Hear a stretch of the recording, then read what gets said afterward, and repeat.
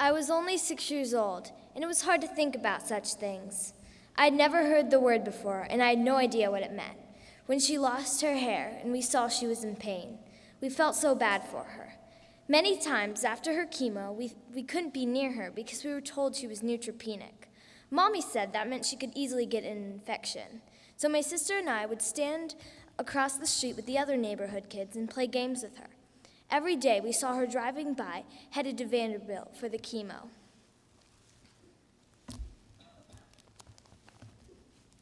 I can't imagine having to fight for so long and face that every day.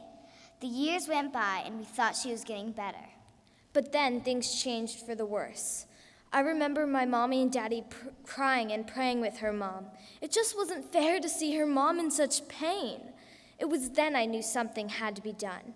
I told my mommy for Christmas that year that I wanted 2 things: an American Girl doll and to raise money to help my friend. I decided I wanted to do a lemonade stand. But Mommy said lemonade stands were usually for summer. So we decided to sell hot chocolate and cookies. We baked over 750 cookies. I only snuck a couple.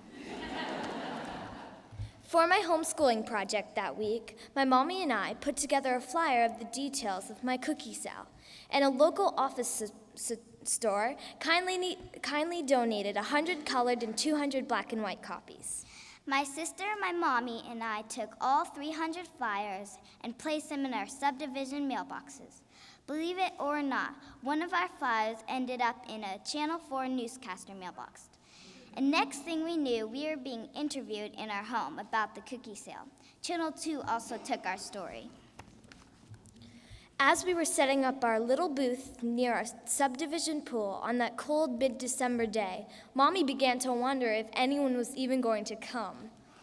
Next thing we knew, cars began driving and before we even started and never stopped until we closed 3 hours later. We were so excited. I also remember my little sister sitting in our warm van peeking out the window. She helped me pack cookies for a little while, but she was only 3. So many people in the community came out to support us that day, including teachers, students, my friends, neighbors, and many police officers who had either received one of my flyers or saw me on the news. One man even quietly walked up and asked for 1 cookie and placed a $1,000 check in our container. Although now I understand the value of $1,000 for 1 cookie, at 6, I didn't think anything of it. 750 cookies later and 10 gallons of hot chocolate, we raised over $3,000 in 3 hours for a friend. We gave the money to her mom, who had been fighting the disease with her, every step of the way, every day. Not long after we heard that she was getting worse. They had tried everything they could. Savannah Swandle gained her angel wings March 21st, 2011. She was 11 years old, about to turn 12. Now I'm 11, about to turn 12. She was my neighbor and a friend. She couldn't live her second act, so we can live it for her. And for all those who aren't able to live their second act, they are in a better place, but we can make this place better. My mommy and daddy helped us start a company to remind us of the angels that we have lost. We call it Naveya Creations, building flowers to weed out cancer. When our little brother was 2, he called me Anna And me, Veya. So we put it together, Naveya. We custom design flower headbands, clips, feathers, shabby chic flowers, and make all-natural chapstick. My mommy sets up vendor booths throughout the year, and my sister, my mommy, and I run them. Occasionally, Daddy has helped too. We were even part of the Southern Women's Show and the Holiday Expo at the Mill in Lebanon. We've met so many amazing people, and many have come to our booth just to tell us their cancer story. We've spent much of our time trying to hold back tears from all the stories, both heartbreaking and joyful. We give 20% of our proceeds to families dealing with cancer, and we are on our 8th and 7th donation. We have raised $5,000 for families with cancer so far.